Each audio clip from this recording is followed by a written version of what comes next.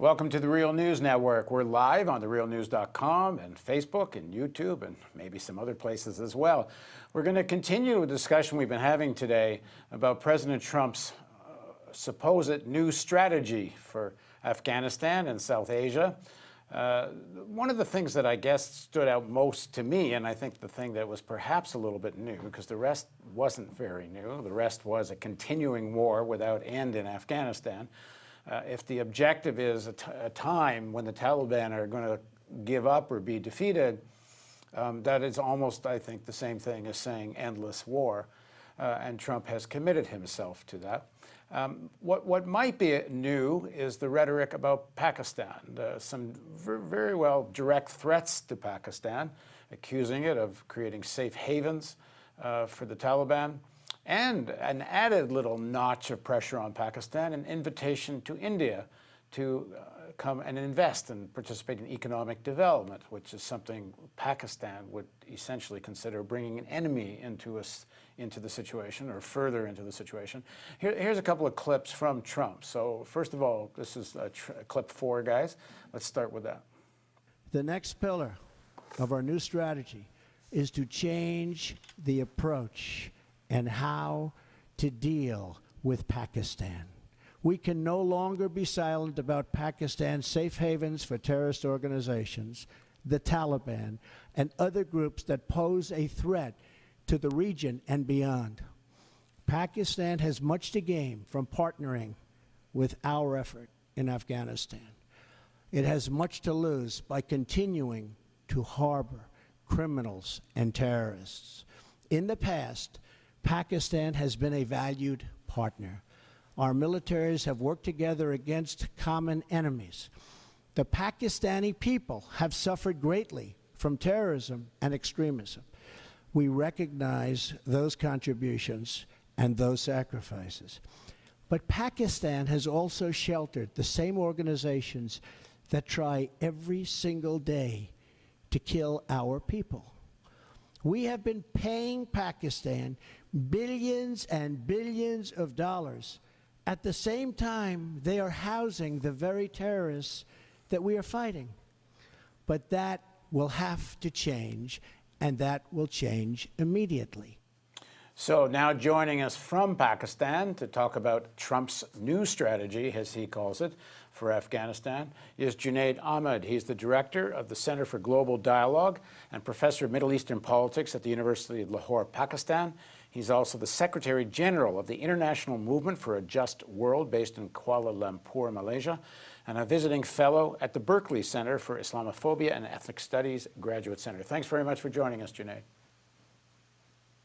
Great to be with you, Paul. So it's a little ironic that Trump can point all these things out about Pakistan, creating a safe haven and such, and as far as I know, it's right. True. I also think it's true that Pakistan's been very involved in nurturing and developing the Taliban. On the other hand, Pakistan's been doing this in collaboration with Saudi Arabia, and Trump was just making love to the Saudis. So the whole thing is just riddled with kind of contradictions. But what did you make of it? Right. I think this is an old story being recycled once again. I mean, I think we've now been hearing this for many years.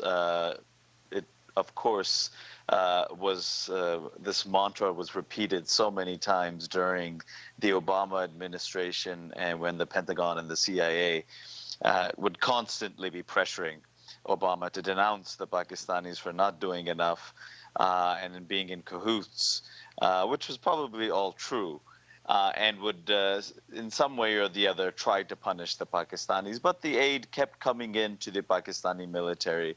I think that right now, there's geopolitically in the region, we are seeing the Trump administration, well, I mean, for all practical purposes, the military making a decision that now we're going to go in a big way.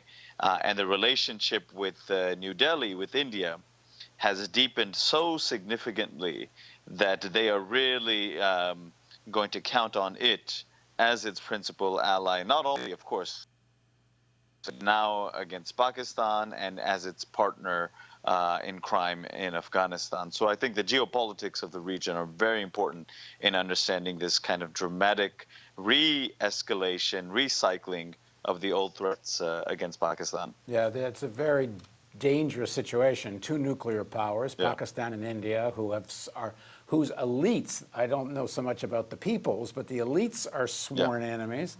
I'll play the clip from Trump where he invites India into the situation. And I think this is new. Right. I mean, of course, India has been playing a role in Afghanistan, and it's obviously been in a U.S.-India very closer cooperation over the years. It's not new. But this level of open rhetoric about India, it's a kind of pressure on Pakistan I don't think any administration has done before. Anyway, here's the clip from Trump. We appreciate India's important contributions to stability in Afghanistan, but India makes billions of dollars in trade with the United States, and we want them to help us more with Afghanistan, especially in the area of economic assistance and development. We are committed to pursuing our shared objectives for peace and security in South Asia and the broader Indo-Pacific region.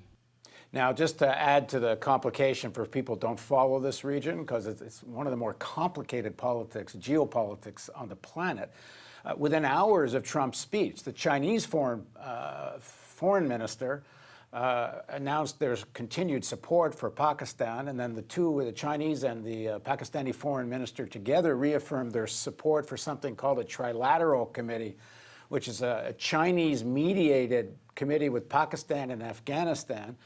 China's a major player in Pakistan. So you got to wonder, is the military actually thinking, and Trump, about the whole geopolitics of this, in the sense that at least with all these billions of dollars they give to the Pakistani military, Pakistan is dependent on the U.S. If you start threatening that money, then Pakistan gets even closer to China. And I'm reading in Dawn newspaper, people are even talking about, well, Pakistan should use this moment not only to strengthen the alliance with China and Russia, but should also build a stronger alliance with Iran. Absolutely. I think that, Paul, let's go back to the point you made earlier. Pakistan, the alliance with Saudi Arabia. Now, the important point for our listeners is that there are a couple of significant developments which are marking various shifts in local geopolitics. And I think it began, a very important point was in March 2015, when the Pakistani military, for the first time ever, had the courage to say no to the Saudis in being willing to participate in their war against the Yemen, which is an excellent decision they made to not participate in this murderous war. Now, you have to understand that the Pakistani military has in the past almost served as a mercenary army for many of these Gulf regimes and has been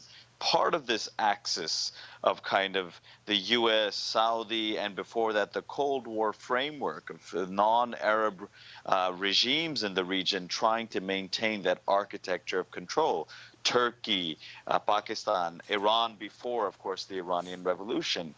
Now, Pakistan is no longer the same Pakistan of the Cold War, and what we have seen post 9/11 is a strengthening of an old relationship that is with China.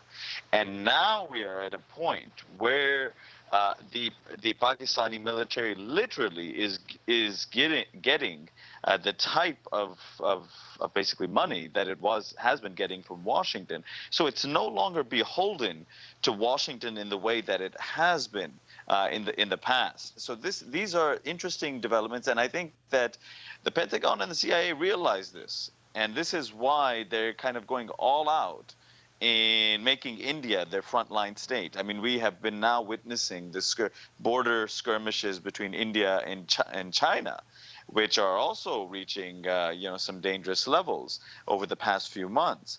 Now, that on the one hand going on, and you're absolutely right to emphasize this kind of very complicated region. I'm half my time based in Malaysia, and if you see it from there, where you have U.S. naval ships and military bases encircling China, you understand fully well why the relationship with India right now is so crucial in the geopolitics of the region, and why they want India to play that role in Afghanistan. That's the only kind of trusted ally. From China's part, one thing people fail to realize, the most powerful ally that China probably has in the world, closest ally, is Pakistan. So it's a mutually dependent including a relationship. major naval and shipping base, but it's becoming a big naval base. Absolutely. Absolutely. The billions being invested to build this port in Gwadar in Pakistan would be a major accomplishment for the Chinese, especially in the case of a major conflict where they're choked in the South China Sea and elsewhere. So these are all the geopolitics of the region that do explain why I think that Washington is becoming more bellicose, is more willing to kind of once again call out the Pakistanis, but they're doing it now almost because the Pakistanis really at this point don't really care as much because they're getting the full backing of Beijing. Well, obviously, the analysis we're doing here, they did in the Pentagon, and they did it around Right. Trump. And given how close the relationship between Pakistan and China is getting, and clearly Pakistan is we should say, as far as, and correct me if I'm wrong, but in the broadest sense of the word, the Taliban, there's one that's active in Pakistan that's actually fighting against the Pakistani government, although even there, much of the military has connections and relationships with that section of the Taliban and even Al-Qaeda. Then you have what people are calling the Afghan Taliban, which has been more or less the tool of the Pakistani intelligence agencies and military. But this is nothing new. This goes back back to 2001. This goes back a long way. But Paul, if you let me just make some slight friendly amendments to that. Oh, please. The current formation, what we can call the Afghan Taliban, it would more accurately be described, I mean, including across the border. I mean, we always have to remind our listeners that these are very porous borders. These are very artificial divisions between the tribes on the both sides, which is essentially the same very large Pashtun tribe. That Durand line was an artificial line created by the British. So what we call the Taliban, it has taken on a religious vocabulary in its resistance, but it's for all matters, practical purposes, it's the ethnic Pashtun resistance to foreign occupation, which has expressed itself over centuries to whatever foreign occupier has come. So we also have to be very careful in Afghanistan when we use the term Taliban and how we, what we mean by it, because it's clearly a resistance that is spread beyond the frontiers, and the new forms of the Taliban are not entirely under the control of Islamabad. I can tell you that. What we can certainly say, is that elements of it, including the Haqqani network, which has been the most formidable part of its resistance, definitely received shelter across the border, a very porous border. If it was active support the way they received in the 90s to get them into power, you would see far more casualties in Afghanistan against the Afghan forces and foreign forces. So it's not that level of support that the Pakistanis gave them in the 90s. And I'm not sure if the Pakistanis want that type of regime in Kabul. They can't handle that. But one can say that certainly shelter on the Pakistani side. As far as the Pakistani Taliban, I think it's also becoming very, very clear that the Pakistani state has certainly undertaken actions against many of these groups. Some of these groups, you are correct, they still maintain links with, primarily not so much for Afghanistan, but actually for Kashmir and India, that they maintain some links with. But the context is very important because the level of infrastructural development investment that the Chinese are doing in Pakistan. The irony right now is that it's not been 10, 15 years of Washington's pressuring on Pakistan of going after some of these groups. It's more coming now from Beijing that really wants the kind of domestic terrain cleaned up from these characters so that meaningful development and infrastructure can be laid out. Well, do you think some of the between-the-lines threat to Pakistan is not just about Afghanistan in terms of fighting the Taliban, but Yeah. it's if you're going to play such footsie with China and Right. defy what we want in this region, we're really going to bring India into Afghanistan, which is what you were scared of in the first place, Pakistan. It's one of the Right. reasons you brought the Taliban into being, was to make sure you could control the trade routes and such and not have too much Indian influence. I mean, is Trump threatening this Indian alliance to try to cut back Right. Pakistan's relationship with China? Whether that's possible is another question. Right, absolutely. Well, this is the dangerous game being played amongst all. I mean, and we have to remember all of these are nuclear powers. I mean, and so I think sometimes because of the level of chaos and violence and sheer, the extent of the brutality that's occurred directly in the Middle East and West Asia, and Iraq, Syria, and so on, we kind of forget that, okay, now we're dealing with a region that all of these countries have nuclear powers. And so it can very quickly escalate into something completely catastrophic. And I think that this is part of the game. I mean, that's been going on for a long time. I mean, I was listening to the interview with good friend Phyllis Bennis earlier, but this is nothing new. This goes back to the 80s. This goes back to a relationship, and even post 80s and in the 1990s, the way we see kind of the U.S. arming to the teeth the Gulf countries. We've seen the same thing with India and Pakistan, more than willing to sell arms and so on. The nuclear program of Pakistan completely turned a blind eye Well, to. I'm reading. I spent some time reading the defense military industrial complex newspapers where they kind of talk to each other. Yeah. And they're just what's the word, salivating at the kind of arms sales that are going to be coming out of India. Oh, absolutely, absolutely right, and I think that's part of it. I mean, I think that if they can continue to also make India believe itself as the great local hegemonic power that is their frontline state against China, Pakistan, and its partner in Afghanistan, so kind of its own ego boost, which has already been very big in the region, gets an even more boost, and then therefore, just like the idiotic Saudis and so on, they will then buy more American arms, and that's how this whole kind of cottage industry of the arms industry works. Oh, way beyond cottages, but I know what you mean. Right. What do you? I mean, maybe in Trump's view of the world, cottages, but no. What is Pakistani public opinion reacting to Trump's speech? Well, I've looked a little bit at the Dawn newspaper, a Pakistani paper, and pretty well every article is just outraged and saying, "Okay, the hell with the Americans."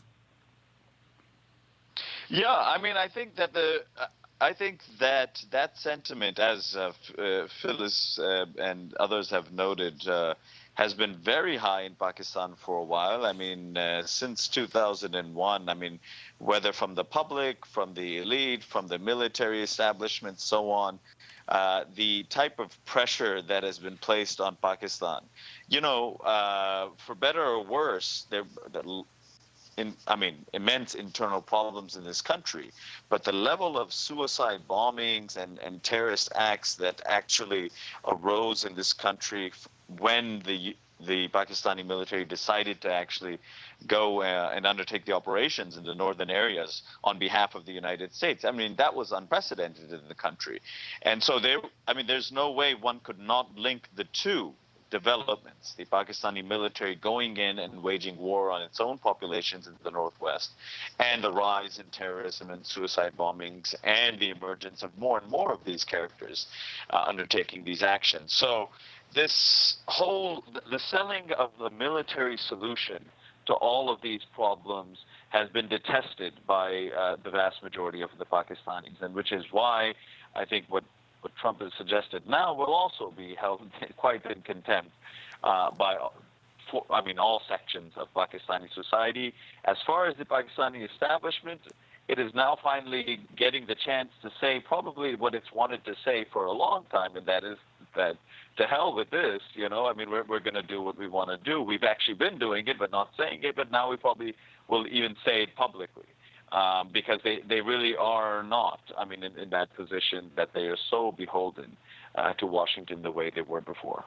Now, in terms of the role of the generals in Afghanistan, I've seen a critique of the Pakistani generals, and the generals are not so beloved in Pakistan either. There maybe people hate the Americans more, but it's not like the generals who more or less control power in Pakistan for decades are so popular. But I heard one comment I thought was interesting, which is that our military men should be less interested in strategic depth in Afghanistan, which is the nice military term for supporting the Taliban, and should be more interested in the defense of the people of Pakistan, and that you don't need this big control of Afghanistan to deal with the real problems facing the people of Pakistan. What do you make of that?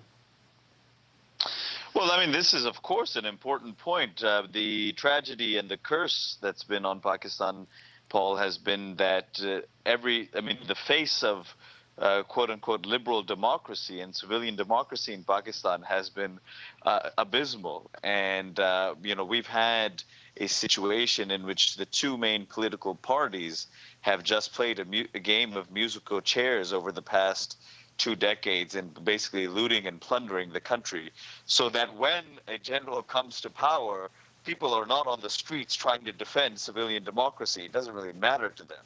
And this is the problem we've confronted over the past 2 decades. Now, you'll be familiar, just a few weeks ago, Nawaz Sharif, the prime minister, was removed from power because of corruption charges. Again, there is a sentiment that we need to continue to deepen the democratic process. But clearly, the politicians, civilian politicians, are probably more tested right now than the army generals. So it's a question of who's hated more, but both are hated. And they've been more partners, in crime rather than any sort of principled antagonists of each other. I mean, particularly I'm talking about the politicians. So the reason why the generals sometimes come out looking good is because the politicians are so horribly corrupt and often sell themselves so easily.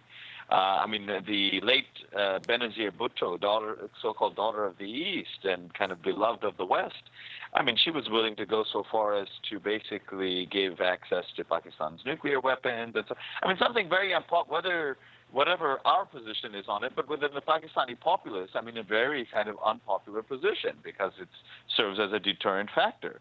And so this is the situation we're confronted with, in which one can certainly imagine in the heightened dangerous geopolitical situation in the area, the generals in Pakistan could very easily shore up support for why the national security imperatives of the moment require them to kind of be in charge. Now, that doesn't mean directly in charge, but just kind of on matters of defense and foreign policy and so on, be completely in charge. Okay, I got a question from James Alal. He's on YouTube.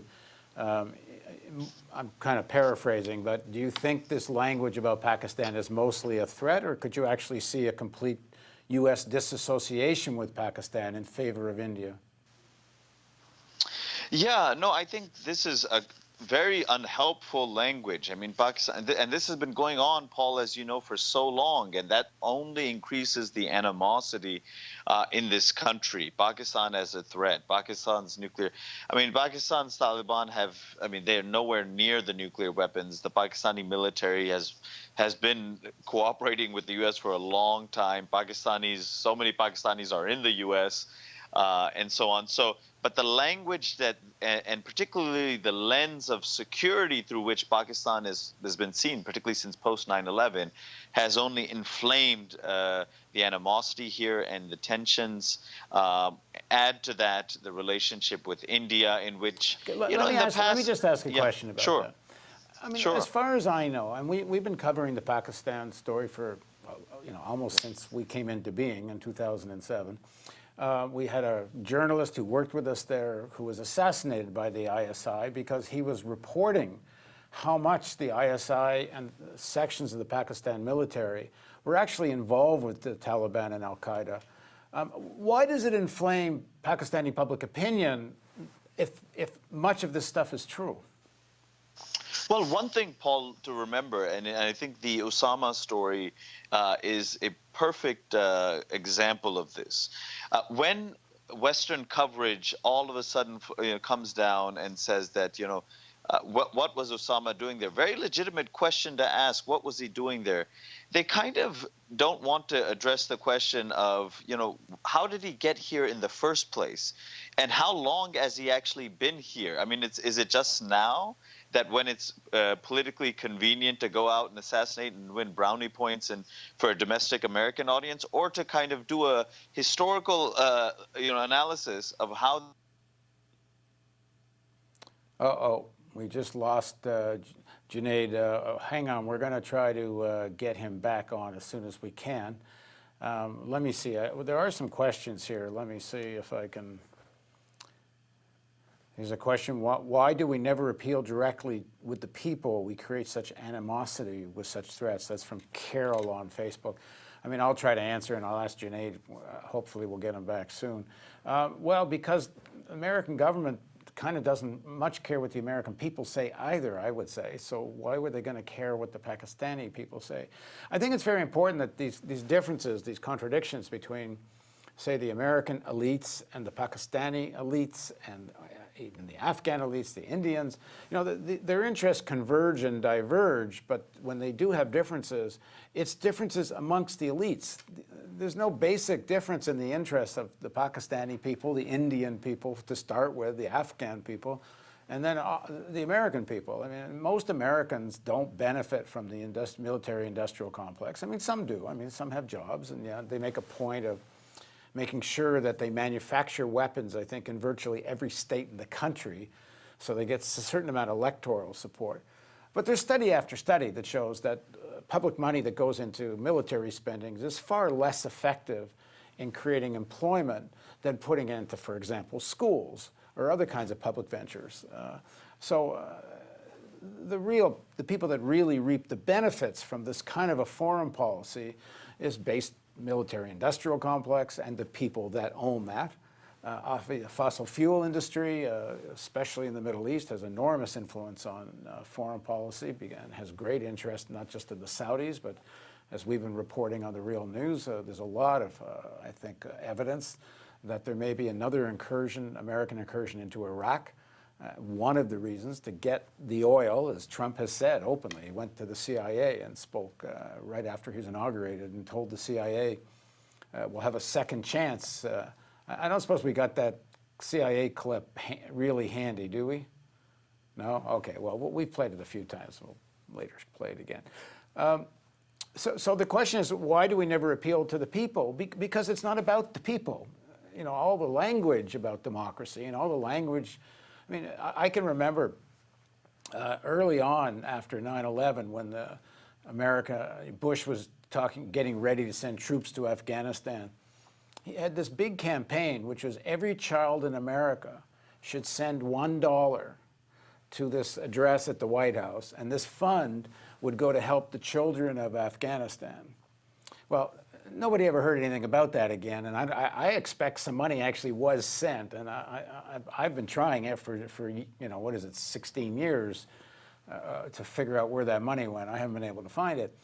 But to give an example of what the kids of Afghanistan were facing, and it hasn't changed after 16 years of occupation, when I was filming Return to Kandahar, which is a documentary I made in the spring of 2002 in Afghanistan, and we're going to play this in the next day or two. We'll make it available on our site.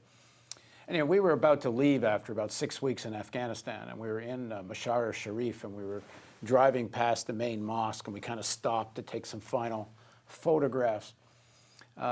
While we were there taking our photographs, we saw an older beggar starting screaming at maybe an 11-year-old kid who was begging because he had gotten into his sort of territory of begging, and the kid wouldn't leave. So the older guy takes his crutch and smashes the kid in the head and opens his forehead up. So we went and grabbed the kid and took him to a hospital. So they started just bandaging his head.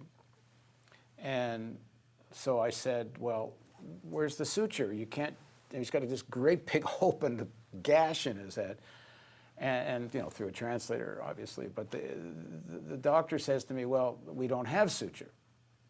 You have to actually go to the pharmacy and buy the suture and then bring it back and get stitched up. But because he was a beggar boy, they assumed he would never be able to go buy some suture and get stitched up. Well, of course, we bought the suture and he got stitched up.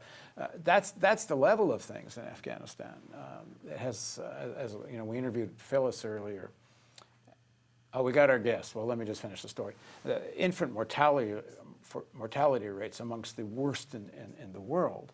And decades, 16, 17, going on 17 years of American occupation, and the living standards, the conditions facing people, are certainly no better, and in many cases might even be worse. And so this idea that, why don't they talk to the people? Well, because it's never about the people. It's about differences amongst the elites, and it's about, very banal. It's about making money. Okay, Junaid's back with us. Are you there? Yeah, hey, sorry about that, Paul. No, no problem. So I've been Okay. blabbing a little bit. I don't know if you know, I made a film in Afghanistan called Return to Kandahar. I was there in the spring of 2002, Yes. and I was telling people a bit about it. All right, so let me give you a question. Well, I'm not sure if we finished this one. I think we got cut off. They're asking whether you can imagine the Americans completely cutting with Pakistan and just full-blown alliance with India. Right. So what do you think of that? I mean, is that Right. you think that how real is it? Yeah, well, I mean, things are going in that direction. Now, I mean, even at the peak of the crises taking place during the past, since 9/11 and the U.S. invasion of Afghanistan, you had moments 2010, 11, 12, the Raymond Davis issue, Osama issue, the Pakistanis had blocked one of the things that they've been most dependent, the U.S. NATO forces in Afghanistan, is the supply lines that go exclusively through Pakistan to actually get to Afghanistan. And so there's been this and that, and there's been a lot of talk about it, but Pakistan is a very central player in that region, and I mean, unfortunately, we have so many now forces involved in profiting from maintaining the conflict and or at least low intensity conflict. And we were talking earlier about the arms industry, that one doesn't see how this is going to unfold. I think that a clear break from Pakistan at this point is not feasible for the U.S. But I do think that there can be actions. Again, the law of unintended consequences when you're going to be speaking about the language of one thing is stopping aid. Another thing will be, as you were discussing with Phyllis, Jeremy Scales written about this. If you once again ratchet up the special forces type of incursions into Pakistani territory itself, drones are one thing, to have drone attacks, which you can't. But if you have those types of things, I think you will see Pakistani soldiers fighting back. And I think at that point, that would be a tipping point in which the historic kind of unity and discipline of the Pakistani military may start to rattle as well, because I don't think that we are at a point where they would tolerate that. Carol again on Facebook. In fact, she writes again. She sent a few questions. She says, well, what are the solutions? I think first of all, something you just said is really important. I think to a large extent, the status quo in Afghanistan is the objective, the American objective. Yeah. Ongoing, endless, quote unquote, low intensity war. Maybe low intensity for American troops. There's a lot of Afghan civilians dying. It's not so low intensity for them. But from the point of view of American policy, these kinds of wars can go on a long time, and a lot of people make a lot of money out of them. That's one thing. But there's also another part of this. When I was in Afghanistan, and I've talked to Afghans since, they have said it's not so simple as the Americans just getting out, because what they're saying is one, the RAWA takes this position, the Revolutionary Afghan Women's Organization and others, that the Taliban are essentially fascists. And you, America, it was your policy that created them. It was your whole strategy of sucking the Russians in that created, armed these backward jihadists in the countryside. We had, this film I made, Return to Kandahar, Nellifer Pazira is the main person that we follow in the documentary. When she went to school in Kabul, she wore blue jeans. She said people would be laughed out of the school if they came in burqas. It was becoming a modern, in terms of natural development, a normal, modern, capitalist place. And American policy destroys all of that. And they say you can't just leave at this point. You're going to leave us to these fascists that you helped give birth to. On the other hand, the war has to end because people they can't go on. You can't live in a country that's endless war. It's a real rock and hard place here. No, absolutely. I mean, there's no doubt about that. This is a country that's, now suffered 2-3 decades ongoing war. Generations are growing up amidst war, and the Taliban itself. Forget about the original Mujahideen, horrible fascist warriors. Many of the Taliban were actually orphan students who were just going to madrasas in Pakistan and so on, but trained, and that's why they became such a vehicle for the Pakistanis to implant within Kabul, because they were, many of them, orphan kids from the wars in Afghanistan, and so it's just been an utter mess. But I think that at this point, any pretense of kind of development, democracy, any humanitarian pretense, that is just being dispensed with the Trump and the military high command sitting in Washington. They are just, right now it seems like we need to defeat any resistance to our control and domination of the country, and we have to start to begin, and this is, absolutely, ridiculous and absurd. So the way the country's president is selling himself is that, well, you have to stay not only to protect me, but there's great mineral wealth here to be exploited as well. Forget the horrible plight of in none of the discussions here is the horrible plight of the Afghan population. So I'm saying to you, Paul, that when people are saying that, these, whether they're U.S. troops or a lot of mercenary and these private security firms, none of them are coming to protect Afghans and their lives. There's a whole bunch of motivations, and this is not one of them. And so I think that never has been for one day. Never has been. This is about, from the day one, it was a war of revenge, and it was a war to project a declining U.S. empire, but a very kind of dangerous one, to project its influence in a region where, bordering Iran, China, Russia, these rivals. So having kind of projecting its power in this area, Central Asia, and so on, that's what it's been about. And if it can do it now by exploiting mineral wealths locally and continuing the arm, this is what it's all about. So this does nothing for the Afghan people. And I think the only solution was something that has been explored in early this year. The Russians tried to get together the regional actors in the region, because it must be a regional solution. Every regional power has a horse in this race, which makes this so complicated and so unending. And so they knew that they have to have a regional solution. The Americans didn't come, and their response was to unleash the mother of all bombs in Afghanistan. That was their response to the type of diplomatic negotiations taking place between the regional powers. So that, in my mind, Paul, seems to be the only solution, workable solution to attempt to end this conflict, is if you bring in all the regional actors that have have some horse in the race. You know, people complain about Pakistan and it's in the Taliban and the Haqqani network. Well, Pakistan is next door. Pakistan has hosted millions upon millions of Afghan refugees in its country. You have countries thousands of miles away supporting forces in Afghanistan. What gives them the right to tell Pakistan not to interfere? You know, it's the same story in Iraq, right? You know, when the Bush administration would complain about the Iranians or the Syrians or whoever interfering in Iraq, while they have, you know, 500,000 heavily armed tourists there in Iraq.